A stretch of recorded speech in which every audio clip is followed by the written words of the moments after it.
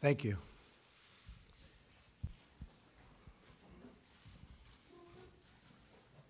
Prime Minister Trudeau, on behalf of all Americans, I thank you for being with us today. It is my honor to host such a great friend, neighbor, and ally at the White House, a very special place. This year, Canada celebrates the 150th year of Confederation.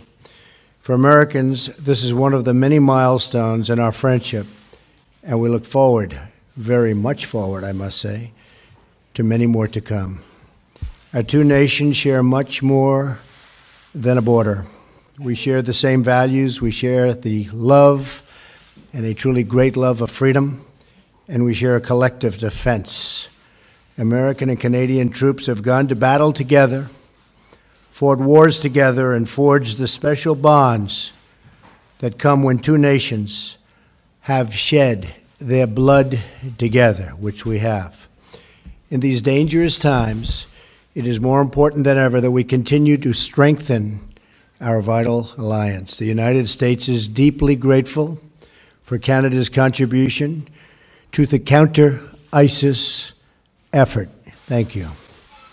And we continue to work in common and in common cause against terrorism and work in common cooperation toward reciprocal trade and shared growth.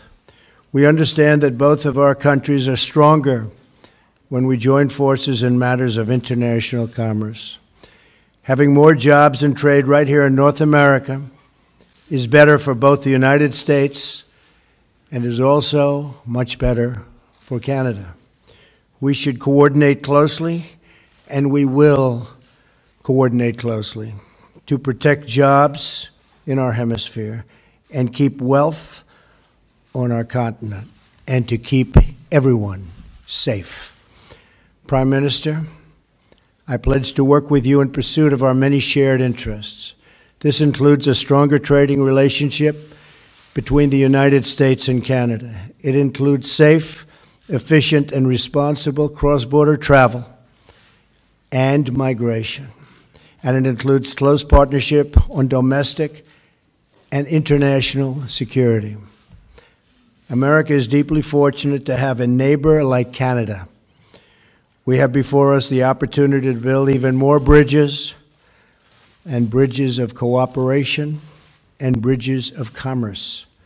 Both of us are committed to bringing greater prosperity and opportunity to our people. We just had a very productive meeting with women business leaders from the United States and Canada, where we discussed how to secure everything that we know the full power of women can do better than anybody else. We know that. I just want to say, Mr. Prime Minister, that I'm focused and you're focused on the important role women play in our economies. We must work to address the barriers faced by women and women entrepreneurs, including access to capital, access to markets, and, very importantly, access to networks. In our discussion today, we will focus on improving the ways our government and our governments together can benefit citizens of both the United States and Canada, and in so doing, advance the greater peace and stability of the world. Mr. Prime Minister, I look forward to working closely with you to build upon our very historic friendship. There are incredible possibilities for us to pursue Canada and the United States together. Again, thank you for joining us, and I know our discussions will be very, very productive for the future of both countries. Mr. Prime Minister. Thank you, Mr. President. Good afternoon, everyone. Thank you very much for joining us.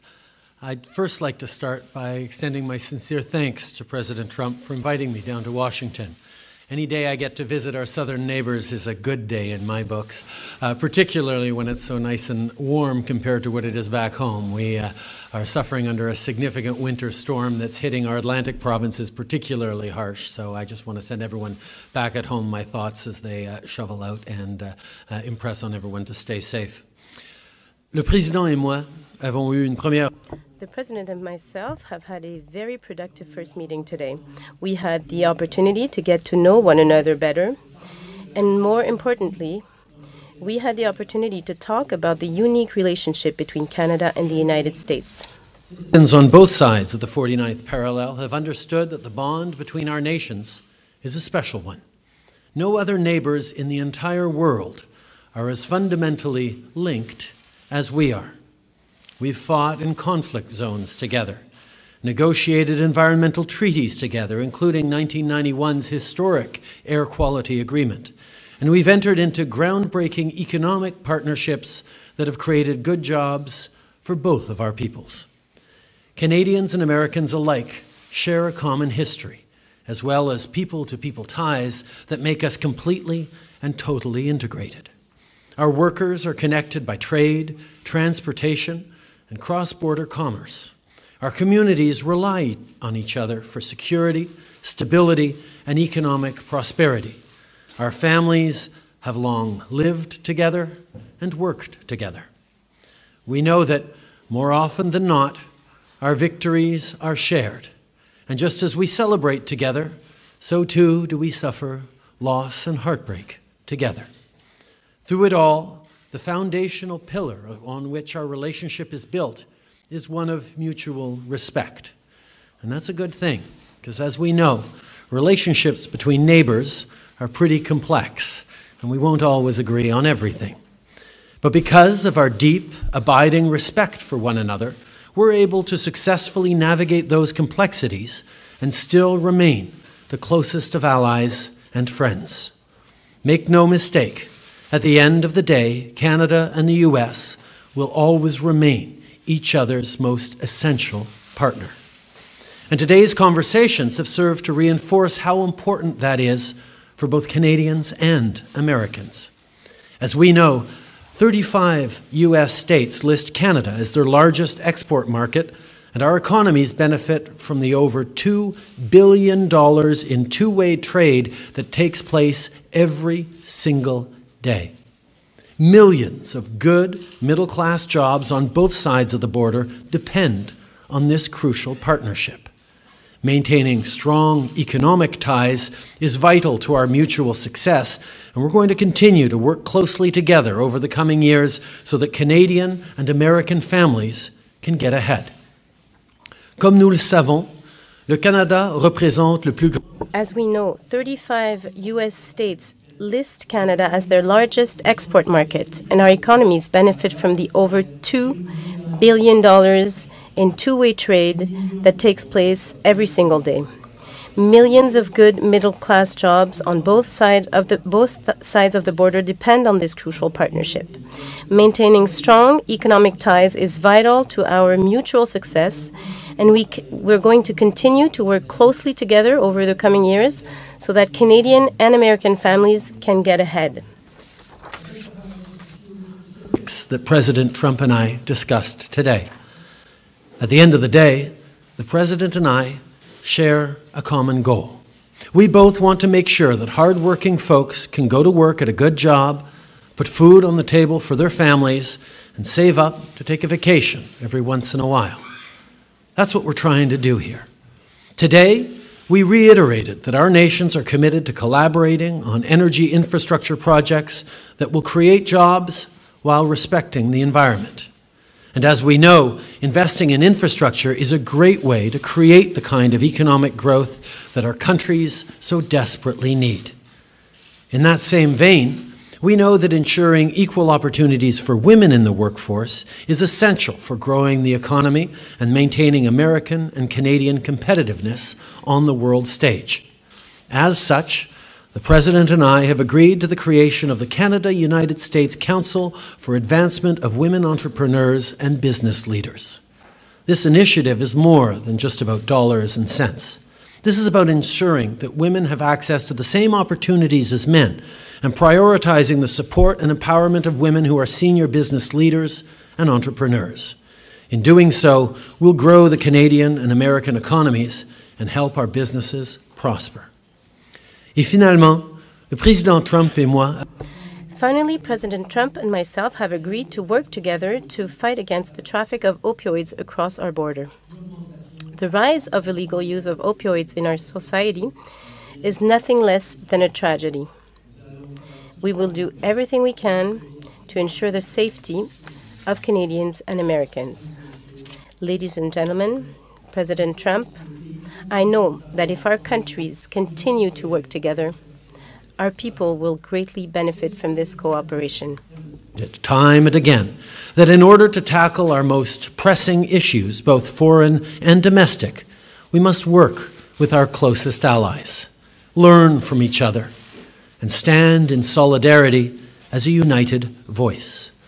With a level of economic and social integration that is unmatched on the world stage, Canada and the United States will forever be a model example of how to be good neighbors. Winston Churchill once said, "That long Canadian frontier from the Atlantic to the Pacific Oceans, guarded only by neighborly respect and honorable obligations, is an example to every country and a pattern for the future of the world." That, my friends, is the very essence of the Canada-US relationship. I look forward to working with President Trump over the coming years to nurture and build upon this historic partnership. Once again, it's a tremendous pleasure to be here in Washington. Merci beaucoup. Thank you very much. Okay, we'll take a couple of questions. Scott Thurman. Scott. Thank you, Mr. President. Thank you. You just spoke about the desire to build bridges, although there are some notable and philosophical differences between yourself and Prime Minister Trudeau. I'm curious, as you move forward on issues from trade to terrorism, how do you see this relationship playing out, and are there any specific areas with which, during your conversations today, you each decided to perhaps alter or amend your stances already on those sensitive issues like terrorism and immigration? And Prime Minister Trudeau, while only in its infancy so far, how do you see this relationship compared to that under the Obama administration? Well, we just began discussions. We are going to have a great relationship with Canada, maybe as good or better, hopefully, than ever before. We have some wonderful ideas on immigration. We have some, I think, very strong, very tough ideas on the tremendous problem that we have with terrorism. And I think when we put them all together, which will be very, very quickly, we have a group of very talented people, we will see some very, very obvious results. We're also doing some cross-border things that will make it a lot easier for trade and a lot better and a lot faster for trade. We have, through technology, we have some really great ideas, and they'll be implemented fairly quickly. One of the things we spoke about was the fact that security and immigration need to work very well together, and certainly Canada has emphasized security as we look towards improving our immigration system and remaining true to the values that we have. And we had a very strong and fruitful discussion on exactly that. There's plenty that we can draw on each other from in terms of how we move forward with a very similar goal, which is to create free, open societies that keep our citizens safe. And that's certainly something that we're very much in agreement on. Tonna McCharles. Mr. President, Mr. Prime Minister, and Mr. Prime Minister, could you answer in English and French for us, please? A little bit of a follow-on on my American colleague's question. President Trump, you seem to suggest that Syrian refugees are a Trojan horse for potential terrorism, while the Prime Minister hugs refugees and welcomes them with open arms. So I'd like to know, are you confident the northern border is secure? Can never be totally confident, but through the incredible efforts already, I see it happening, of formerly General Kelly, now Secretary Kelly. We have really done a great job. We're actually taking people that are criminals, very, very hardened criminals in some cases, with a tremendous track record of abuse and problems, and we're getting them out. And that's what I said I would do. I'm just doing what I said I would do when we won by a very, very large electoral college vote. And I knew that was going to happen. I knew this is what people were wanting. And that wasn't the only reason. That wasn't my only thing that we did so well on, but that was something that was very important. And I said we will get the criminals out, the drug lords, the gang members. We're getting them out. General Kelly, who's sitting right here, is doing a fantastic job. And I said at the beginning, we are going to get the bad ones, the really bad ones. We're getting them out, and that's exactly what we're doing. I think that in the end, everyone's going to be extremely happy, and I will tell you right now, a lot of people are very, very happy right now. Canada has always understood that keeping Canadians safe is one of the fundamental responsibilities of any government, and that's certainly something that we're very much focused on. At the same time, we continue to pursue our policies of openness towards immigration and refugees without compromising security. And part of the reason we've been successful in doing that over the past year, welcoming close to 40,000 Syrian refugees, is because we have been coordinating with our allies, the United States and around the world, to demonstrate that security comes very, very seriously to us, and that's something that we continue to deal with. C'est clair que it is clear that if you want to have a healthy and secure society or safe society, you have to make sure that you maintain, that you focus on security. And we have welcomed refugees from Syria. We have been very successful, but we have always taken our responsibility towards security very seriously. And our allies, including the United States, understand this focus very well, and they have done so since the very beginning. Please. Thank you. President Trump, now that you've been in office and received intelligence briefings for nearly 1 month, what do you see as the most important national security matters facing us? And Prime Minister Trudeau, you've made very clear that Canada has an open door policy for Syrian refugees. Do you believe that President Trump's moratorium on immigration has merit on national security grounds? Okay, thank you. Many, many problems. When I was campaigning, I said, it's not a good situation. Now that I see it, including with our intelligence briefings, we have problems that a lot of people have no idea how bad they are, how serious they are. Not only internationally, but when you come right here. I mean, obviously, North Korea is a big, big problem, and we will deal with that very strongly. We have problems all over the Middle East. We have problems just about every corner of the globe, no matter where you look. I had a great meeting this weekend with Prime Minister Abe of Japan, and got to know each other very, very well. Extended weekend, really. We were with each other for long periods of time, and our staffs and representatives. But on the home front, we have to create borders.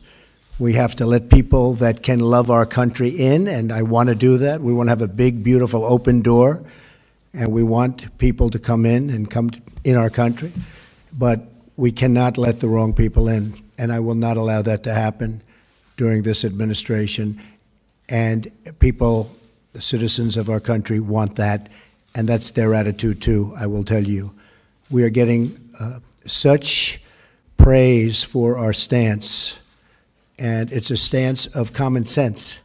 Maybe a certain toughness, but it's really more than toughness. It's a stance of common sense, and we are going to pursue it vigorously. And we don't want to have our country have the kinds of problems that you're witnessing taking place, not only here, but all over the world. We won't stand for it. We won't put up with it. We're just not going to let it happen. We're going to give ourselves every bit of chance so that things go well for the United States, and they will go well. Thank you.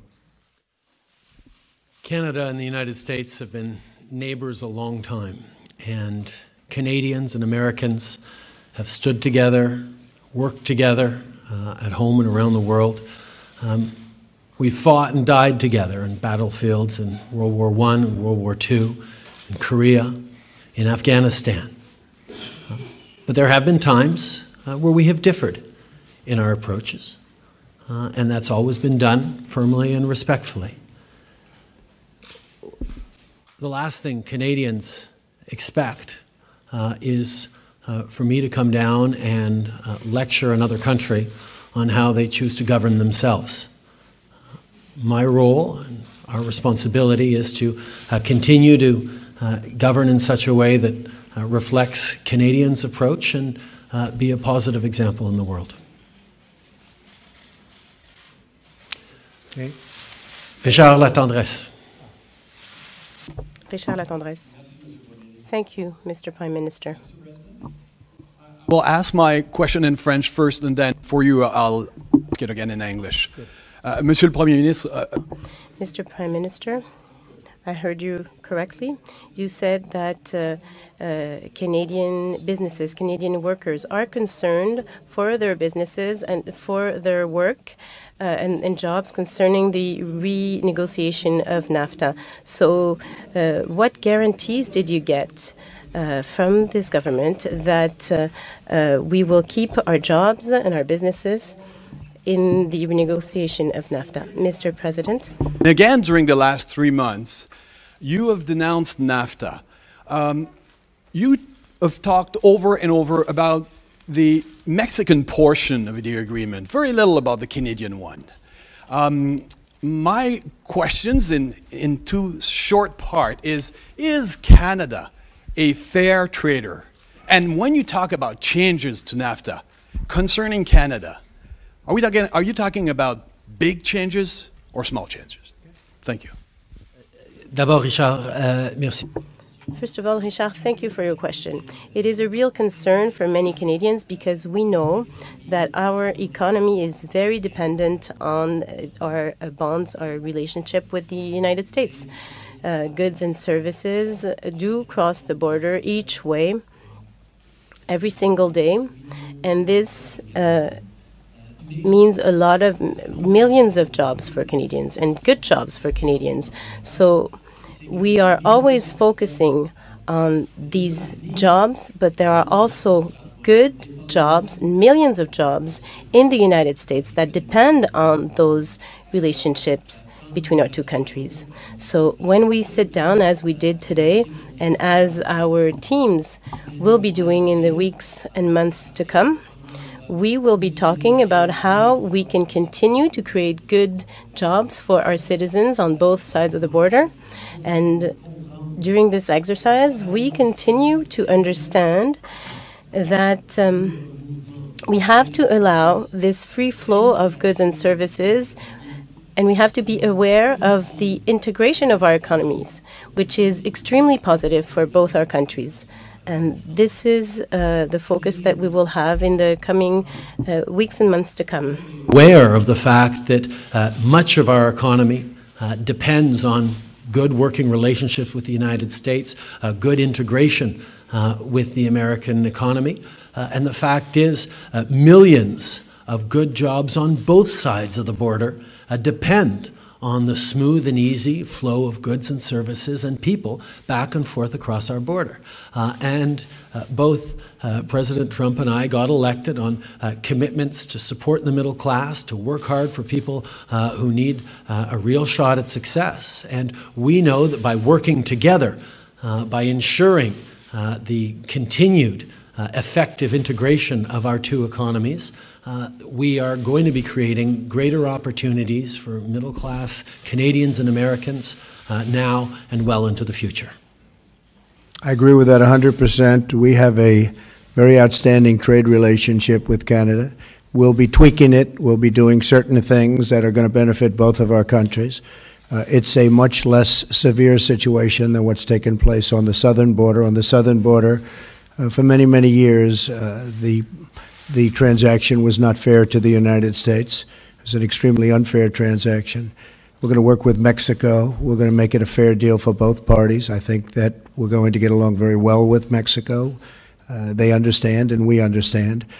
You probably have noticed that Ford is making billions of dollars of new investments in this country. You saw Intel the other day announce that because of what I've been doing and what I'm doing in terms of regulation, lowering taxes, et cetera, they're coming in with billions and billions of dollars of investment and thousands of jobs. General Motors, likewise, is expanding plants and going to build new plants. Fiat Chrysler was at a meeting where they're doing the same. Jack Ma, we have so many people that want to come into the United States. It's actually very exciting. I think it's going to be a very exciting period of time for the United States and for the workers of the United States, because they have been truly the forgotten man and forgotten women. It's not going to be forgotten anymore, believe me.